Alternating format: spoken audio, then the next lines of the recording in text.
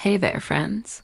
I'm about to tell you a story that's so bizarre, so unsettling, that it might just keep you up at night. So if you're easily spooked, you might want to turn back now. But if you're brave enough to continue, well, let's dive right in. It was a crisp September evening when I stepped off the bus from summer camp. The air had that unmistakable autumn chill, and the leaves were just starting to turn. But something felt off. As I walked up the driveway to my house, I could see my parents through the living room window. They looked different, older somehow. And when I opened the front door, the reaction I got wasn't what I expected at all. My mom's face went pale, like she'd seen a ghost. She rushed over to me, wrapping her arms around me so tight I could barely breathe. She was sobbing, her whole body shaking. My dad, on the other hand, he just stood there frozen. Then, without a word, he turned and disappeared into his den. I figured he was still mad about what happened before I left for camp. You see, my buddy Benny had come over, and well, let us just say there was an accident involving my dad's prize gun cabinet and Benny's clumsy fingers. As night fell, things got even weirder. My sister Riley snuck into my room, carrying a plate of food. She was all dolled up, clearly planning to sneak out. "Don't tell Mom and Dad," she whispered, setting the plate down. I nodded, grateful for the meal and the moment of normalcy. The next morning, Riley was nowhere to be seen at breakfast. My mom, her eyes red and puffy, kept asking me about camp. Every time I mentioned Benny, my dad would scoff and mutter under his breath. The tension in the room was so thick you could cut it with a knife. It wasn't until later that day that Riley finally emerged from her room. She cornered me in the hallway, her eyes narrowed. "So tell me about this camp," she said, her voice low and intense. I started to describe Camp Manatari in Sleepy Falls, but something in her expression made me pause. "Wait, Sleepy Falls? We went there on vacation when I was a kid. That place was so strange." She ruffled my hair, a gesture that felt both familiar and strange. "Listen," she said, her voice softening. "I'm heading off to college soon. I need you to look after Mom for me, okay?" I nodded, not really understanding why she seemed so concerned. Just then we heard the rumble of an engine outside.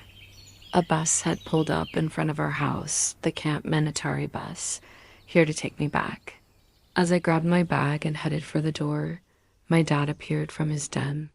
He didn't say a word, didn't even shake my hand. Just stood there, watching me go with an unreadable expression on his face. The drive to Sleepy Falls was long and unsettling. 4 hours of winding roads through dense forests, the trees pressing in on all sides. Rolling into town, something felt weird. The locals just stood there, eyes glued to our bus as we drove by. Their eyes followed us, unblinking, until we were out of sight. At camp, things seemed normal at first. We toured the grounds, set up our bunks, did all the usual camp activities. But on the fourth night, something happened that changed everything. Our counselor, Miss Keene, gathered us around the campfire for a story. She told us that the camp was named after the Manatari, a guardian of the forest. I remember asking why they'd name a camp after a monster.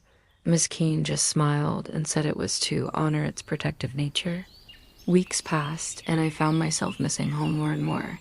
Then, one day, Miss Keene disappeared. Another counselor told us she'd gotten sick and had to go to the hospital, but something about the way he said it didn't sit right with me. A few days later, we were on a nature hike. I was lagging behind the group, lost in thought about Miss Keene and how much I wanted to go home. That's when I heard it, a voice calling my name. "Max," it said, "please help me." It was Miss Keene's voice, I was sure of it. She was calling me, telling me to follow her deeper into the forest. I tried to alert the group, to tell them I'd heard Miss Keene, but it was like they couldn't hear me. Their voices faded as I followed the sound of Miss Keene's voice deeper and deeper into the woods. The trees seemed to close in around me, the shadows growing longer and darker.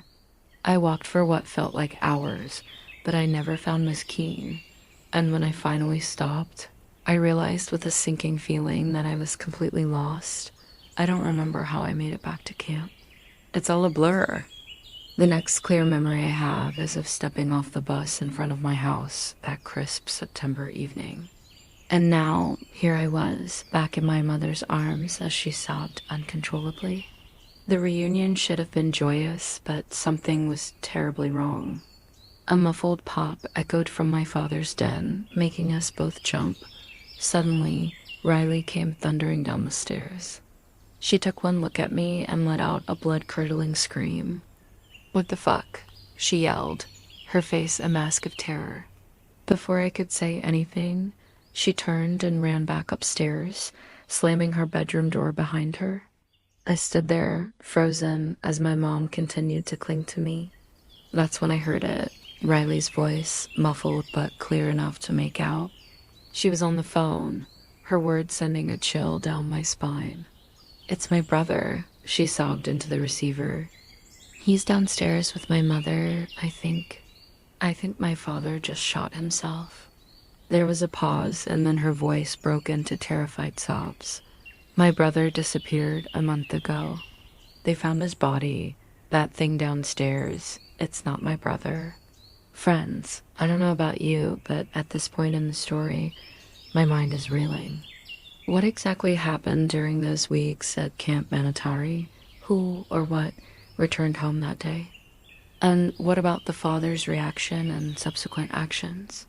There are so many questions left unanswered, so many dark corners of the story left unexplored. But one thing's for certain, nothing about this situation is as it seems. The identity of the person who returned from camp, the true nature of Camp Manatari and the mysterious Manatari itself, the fate of Miss Keene, all of these are pieces of a puzzle that's far from complete. So I will leave you with this question. Do you want to dive deeper into what happens next in this chilling tale? Or are you more curious about the motivations behind this apparent identity theft? Either way, I can assure you, the answers are likely to be even more disturbing than the questions. Remember, friends, sometimes the most terrifying stories are the ones that leave us with more questions than answers. And in this case, the truth might be more horrifying than anything we could imagine. Stay safe out there, and don't forget to check under your bed tonight. You never know what might be lurking in the shadows.